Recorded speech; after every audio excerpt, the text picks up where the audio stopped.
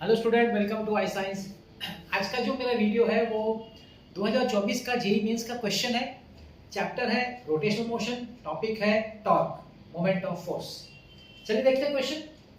अ heavy iron bar, एक iron bar है heavy of weight 12 KG. Weight 12 KG मतलब 12 g, समझिए 12 g is having its one end on the ground and the other on the shoulder of a man.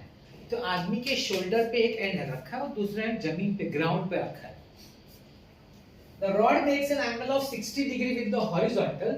The weight experienced by the man is, आदमी wait कितना experience करेगा, इसका छोटा सा एक diagram मैं अगर आपको बता दूं तो क्लियरिटी हो जाएगी थोड़ी सी। तो थोड़ा सा आदमी का शोल्डर दिखाना पड़ेगा क्योंकि शोल्डर की बात हो रही है, तो क्या है ना, शोल्डर दिखाना पड़ेगा मुझे। तो देखिए यहाँ पे शोल्डर है आदमी का। तो आदमी के शोल्डर पे एक एंड रॉड का है और दूसरा एंड रॉड का जमीन पे इधर, और ये एंगल जो बन रहा है वो 60 डिग्री एंगल बन रहा है। ठीक है ना, आई होप आपको समझ में आ गया।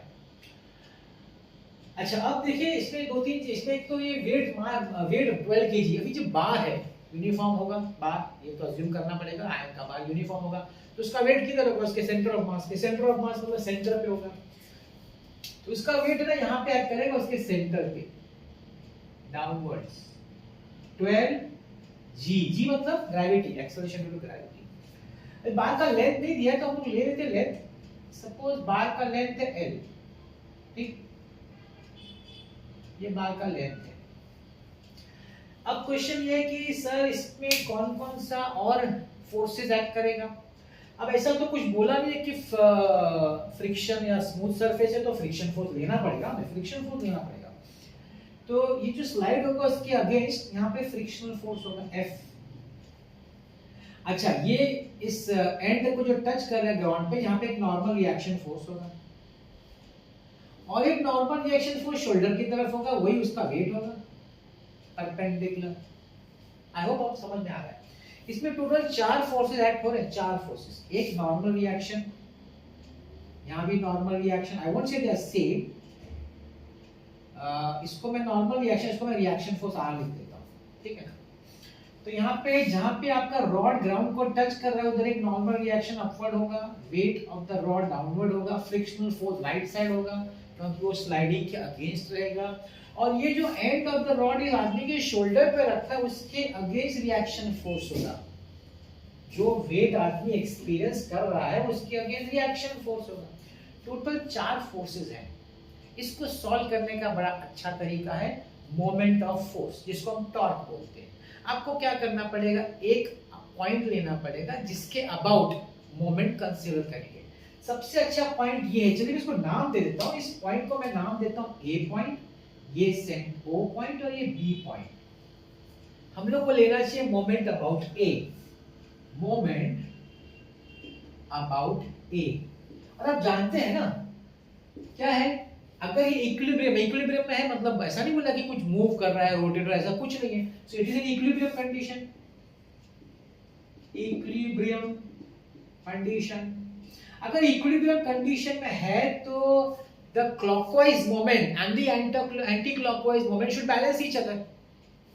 इसके अबाउट, इस पॉइंट के अबाउट जो क्लॉकवाइज घुमा रहा है रॉड को और जो एंटी क्लॉकवाइज घुमा रहा है वो दोनों इक्वल होना चाहिए, क्योंकि ये equilibrium, it is not moving, it is stationary, the rod is stationary, मतलब बैलेंस हो चुका है, it is balance condition, equilibrium condition. तो अगर हम अबाउट पॉइंट ए लेंगे तो ये जो नॉर्मल रिएक्शन ऑफ फ्रिक्शन है ना उसको हम लोग को जीरो लेना पड़ेगा। क्यों? क्योंकि अबाउट पॉइंट ए मोमेंट का फॉर्मूला क्या होता है, moment about A. Moment about A मतलब force into the perpendicular distance, simple. Moment आप किसी पॉइंट से लेंगे तो जो भी फोर्स लेंगे वो फोर्स होगा इनटू द परपेंडिकुलर डिस्टेंस। अब अगर आप फोर्स ये दोनों ले रहे हैं लेकिन उसका डिस्टेंस पॉइंट ए से 0 है, तो इस जगह पे ये जो an normal reaction at point A of frictional consider नहीं किया जाएगा। ये सबसे अच्छा काम है। यहाँ पे पॉइंट ए पे कंसीडर करना इसलिए फायदेमंद हो गया क्योंकि मेरा नॉर्मल रिएक्शन फोर्स और फ्रिक्शनल फोर्स चला गया, मेरे रिलेशन में है ही नहीं और दिया भी नहीं है तो निकल गया, ये फायदा हो गया। तो दो ही फोर्स बचता है भाई, एक तो बचता है वेट ऑफ द रॉड और दूसरा बचता है reaction force on the shoulder of the man. दो ही फोर्स बचता है। अब आप ध्यान से देखिए, अगर आप इस चीज को यहाँ पे अपना हाथ रख रहे हैं तो ये जो रॉड का जो वेट है वो रॉड को घुमाएगा क्लॉकवाइज, ऐसे घुमाएगा क्लॉकवाइज, जबकि ये जो रिएक्शन फोर्स है आदमी के शोल्डर पे वो रॉड को घुमाएगा एंटी क्लॉकवाइज। तो मोमेंट अबाउट पॉइंट ए में the weight of the rod जो क्लॉकवाइज घुमा रहा है और जो reaction force of the shoulder anti clockwise घुमा रहा है वो बैलेंस होना चाहिए।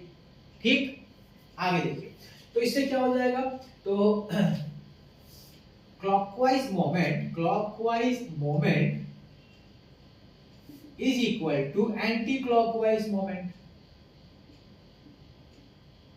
अभी क्लॉकवाइज आपका 12g है, अभी मोमेंट का क्या होता है, वेट इनटू फोर्स या weight into the perpendicular distance, 12g into perpendicular distance. अभी आपका ये देखिए जो वेट है परपेंडिकुलर है, वर्टिकल है, तो उसका परपेंडिकुलर डिस्टेंस हॉरिजॉन्टल होगा, मतलब ये होगा परपेंडिकुलर डिस्टेंस। अब ये परपेंडिकुलर डिस्टेंस 60 के साथ एडजेसेंट है। अच्छा, हाइपोटेन्यूज कितना है, देखिए टोटल लेंथ l है, तो ये पार्ट जो होगा ये होगा l/2 और ये भी होगा l/2। तो क्या मैं बोल सकता हूं ये जो परपेंडिकुलर डिस्टेंस जो हॉरिजॉन्टल डिस्टेंस है दैट इज l/2 cos 60, यहां पे हो जाएगा l/2 cos 60। आई होप आपको ये बात समझ में आई। मोमेंट ऑफ, जब हम मोमेंट लेते हैं ना अबाउट अ पॉइंट, तो फोर्स या वेट जो लिया है, वेट मेरा या फोर्स जो है वर्टिकल है, तो जो डिस्टेंस लिया जाएगा परपेंडिकुलर मतलब हॉरिजॉन्टल डिस्टेंस, ये हॉरिजॉन्टल डिस्टेंस है 60 के साथ एडजेसेंट है, तो कॉस में जाएगा, कॉस ऑफ द हाइपोटेन्यूज, तो l/2 इनटू cos 60, ये क्लॉकवाइज है इक्वल। ये एंटी क्लॉकवाइज है रिएक्शन फोर्स, तो रिएक्शन फोर्स r है इनटू, अब रिएक्शन फोर्स इस डायरेक्शन में है तो उसको परपेंडिकुलर लेंथ तो यही हुआ l, वही उसको परपेंडिकुलर, परपेंडिकुलर 90 डिग्री पे, तो परपेंडिकुलर लेंथ l हो गया। बस simple, very simple now, l और l कैंसिल कर दें, तो 12g into half into cos 60 also half is equal to r। तो आपका ये 4 3 का कटेगा, तो r is equal to 3g Newton, मगर उन्होंने kg में दिया है, तो kg में लिखना है तो r में लिखेंगे, तो हम लोग लिख सकते हैं भाई 3 kg, because this is 3 into g 9.10 whatever 9.8 10 whatever, suppose ये 10 है तो ये भी 3 into 10, तो ये 3 जो है वो kg को रिप्रेजेंट करेगा, तो answer is 3 kg and the option is C. देखिए 2024 का कितना इजी क्वेश्चन था, कितना इजी था, मोमेंट ऑफ फोर्स पे, टॉर्क पे। तो आई होप आपको समझ में आ गया। मोमेंट का कंसेप्ट है clockwise moment is equal to anticlockwise moment under equilibrium condition, आपका आंसर आ जाता है। तो आई होप आप कर रहे हैं जो मैंने आपको हर वीडियो में बताया है, फॉर्मूला बना रहे हैं, अपने हाथों से लिख रहे हैं, फॉर्मूला बुक बनाइए, चैप्टर वाइज बनाइए, अच्छी तरह से बना के रखिए और देखते, जब भी फ्री टाइम मिले देखते रहिए, और जब एग्जाम आएगा उसके एक दिन पहले वही बुक देखने को और कुछ देखने की जरूरत नहीं पड़ेगी। अगर आपने दूसरा काम मेरा किया, वो दूसरा काम ये है, रैंडम प्रैक्टिस करिए, अलग अलग चैप्टर से क्वेश्चन उठाइए, रैंडम सम्स उठाइए, फॉर्मूला बुक सामने रखिए और सॉल्व करिए। और मेरा प्लेलिस्ट में आप देख सकते हैं MSCT, JEE मेंस, नीट और एडवांस, ये एडवांस के क्वेश्चन मैंने रैंडम डाले हैं, जिसको आप देख के आप अपना कंसेप्ट क्लियर कर सकते हैं और ये भी समझ सकते हैं कि आपको टॉपिक समझ में आया है कि नहीं। ऐसे वीडियोस में आपको लाता रहूंगा, देखते रहेगा मेरा वीडियोस। आज का मेरा वीडियो देखने के लिए बहुत बहुत धन्यवाद, थैंक यू वेरी मच।